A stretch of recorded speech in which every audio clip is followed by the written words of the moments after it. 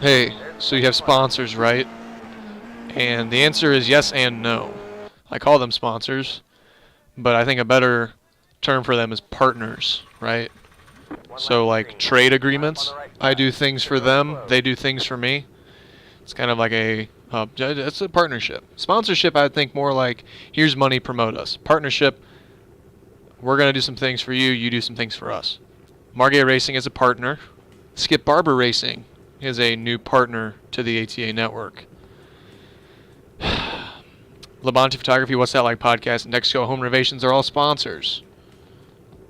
So, yeah, they paid for promotion.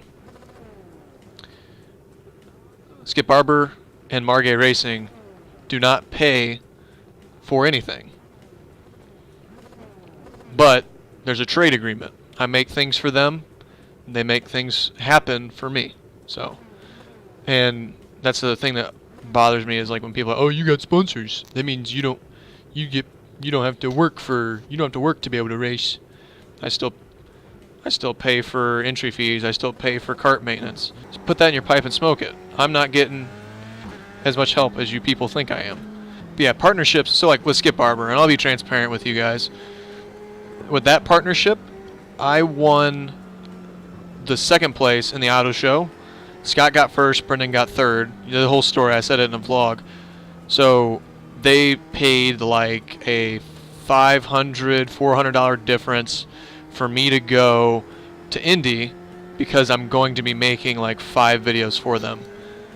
And, sorry Racing Ace, I don't want to act like I'm throwing you under the bus. It's just I get this all the time and I want to vent. I'm venting right now.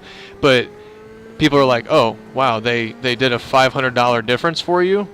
If you knew how much professional videographers or video production companies charge to make videos like I'm making, they're getting a freaking amazing discount.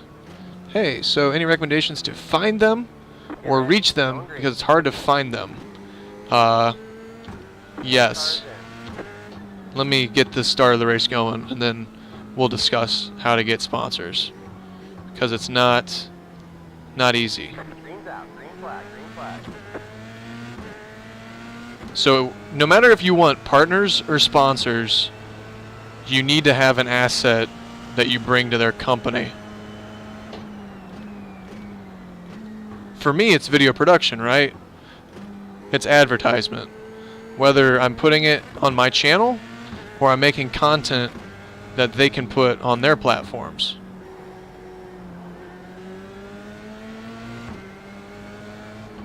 So Margay sees asset in that, in me for that, and so does Skip Barber Racing. Now, I can't think off the top of my head what an asset could be besides, advertising. Your goal, what you're trying to give them is increased sales, more traffic to their brand or whatever you may have.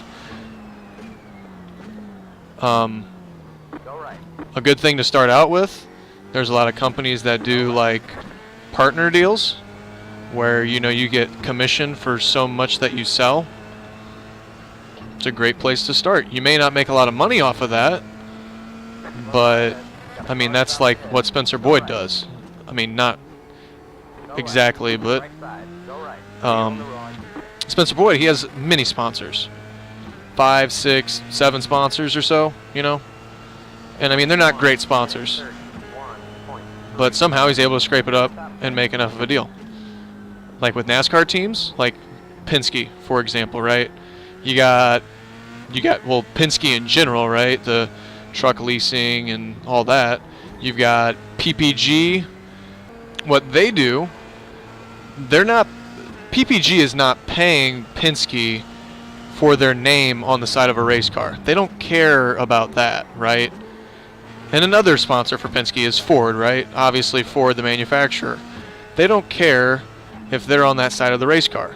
What they care about is the connection that they make with other companies. So Ford uses PPG, right? It's a networking and discounts and deals, and all the discounts and deals will trickle to Penske to help fund the race team. I mean, that's how they do it big time, right? It's unless you know somebody or are aware of a company with owners or leaders in that company that are fans of racing, you're rarely going to see a company donate money, especially low level, like karting, you know, just because, oh, I want my name on the side of a go-kart for exposure. Whereas if you can give them an asset, whether that's company networking or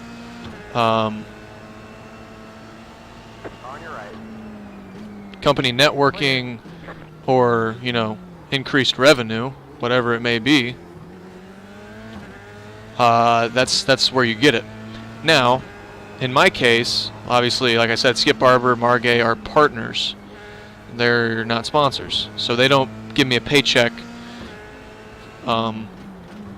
They essentially, like I said, Skip Barber gave me a discount. I make videos for them, and as an addition to the videos, I'm giving them promotion on my channel, and I legitimately had a amazing experience with them. Same thing goes with Margay Racing. I love what Margay is doing. I love the Ignite program. Obviously, I'm a part. How would I say this? I'm a product of the system of iDrive, and they're giving away 3 go-karts at the end of the year for an annual contract. So that's amazing. You're getting people that don't have the money to go out and buy a cart into the seat.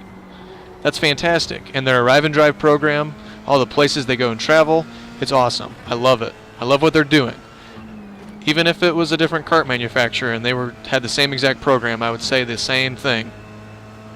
So what Margay does, I travel with them. I went to Austin, Texas, went to Quincy, went to Rock Island, went to Indianapolis, went to a lot of cool places, made some videos for them, and in exchange they let me use a go-kart for this year, which they will turn around and sell. If you look at video production rates, that's a steal. So it's all about a partnership, you know, trade back and forth, and I love racing. So that money that I could have made if I just was hired, contracted straight out for video production, that trade-off, you know, it helps. And along with the Skip Barber thing and Margay, it's allowed me to build my own brand of ATA network. So it's all about that connectivity. What's That Like podcast is kind of a blend of sponsor and partner. That was close. Because I do some work for him, and Labonte Photography, Dexco Home Renovations are on the lighter end of that. It's all 3 of those companies are local companies that knew me when I was going through school. They like all the video production stuff I did. I was able to capture a lot of the memories for their children, and they just respect me, and they enjoy seeing me grow as a person. Think of it as just family friends.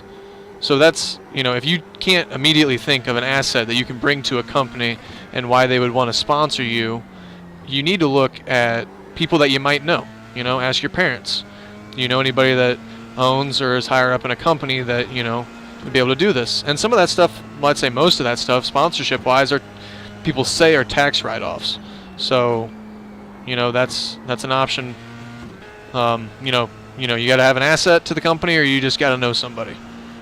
Because, you know, I'm assuming, since you're asking about how do you get sponsors, that it's not, you know, rich family or, you know, deep pockets that you can work with.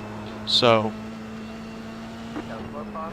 and you got to be a good, I don't want to say people person, but you gotta be respectful in your manner. I mean, I don't want to boast on myself, but personality is big, and if you can't be a respectable person on and off the track, then you're not going to be able to secure, I mean, you can secure funds, but it's a lot more difficult.